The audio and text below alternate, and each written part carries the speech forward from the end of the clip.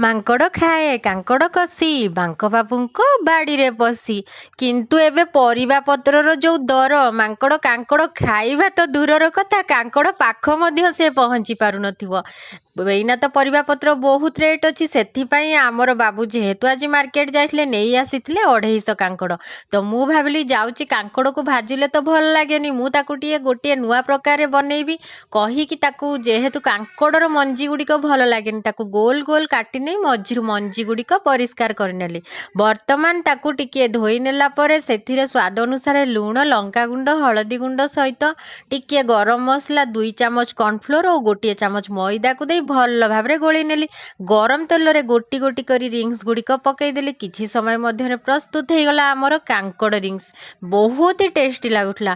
ଆପଣଙ୍କୁ ଯଦି ଭଲ ଲାଗିଥାଏ ଆପଣ ବି ଘରେ ଏହାକୁ ଟ୍ରାଏ କରନ୍ତୁ ଓ ମୋ ଚ୍ୟାନେଲଟିକୁ ସବସ୍କ୍ରାଇବ୍ କରନ୍ତୁ।